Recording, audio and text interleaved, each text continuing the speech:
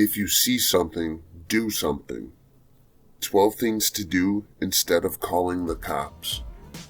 Calling the police often escalates situations, puts people at risk, and leads to violence. Anytime you seek help from the police, you are inviting them into your community and putting people who may already be vulnerable into dangerous situations. Sometimes people feel that calling the police is the only way to deal with problems, but we can build trusted networks of mutual aid that allow us to better handle conflicts ourselves and move toward forms of transformative justice while keeping police away from our neighborhoods. 1. Don't feel obligated to defend property, especially corporate, quote-unquote, private property. Before confronting someone or contacting the police, ask yourself if anyone is being hurt or endangered by property, quote-unquote, theft or damage. If the answer is no, then let it be. 2. If something of yours is stolen and you need to file a report for insurance or other purposes, consider going to the police station instead of bringing cops into your community. You may inadvertently be putting someone in your neighborhood at risk. 3. If you observe someone exhibiting behavior that seems quote-unquote odd to you, don't assume that they are publicly intoxicated. A traumatic brain injury or a similar medical episode may be occurring. Ask if they are okay, if they have a medical condition, and if they need assistance. 4. If you see someone pulled over with car trouble, stop and ask if they need help, or if you can call a tow truck for them.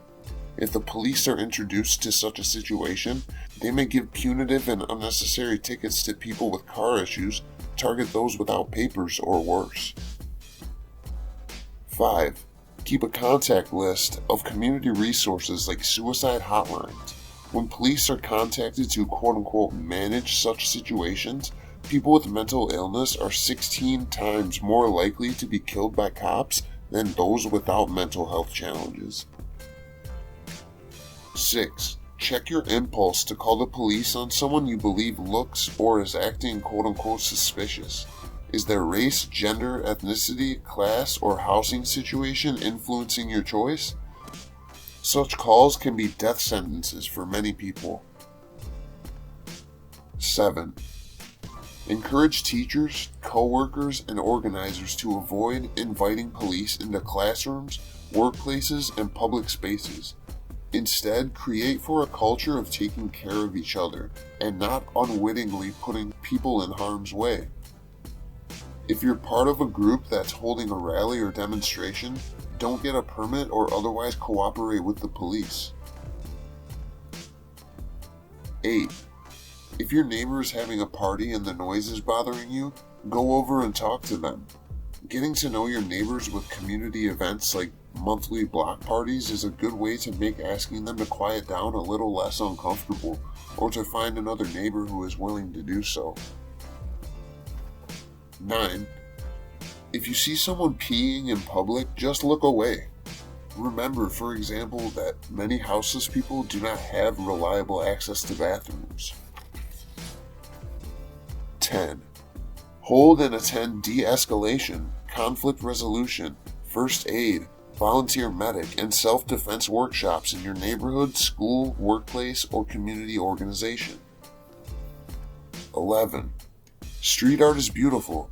Don't report graffiti and other street artists. If you see work that includes fascistic or hate speech, paint over it yourself or with friends. 12. Remember that police can escalate domestic violence situations. You can support friends and neighbors who are being victimized by abusers by offering them a place to stay, a ride to a safe location, or to watch their children. Utilize community resources like safe houses and hotlines. Strong communities make police obsolete.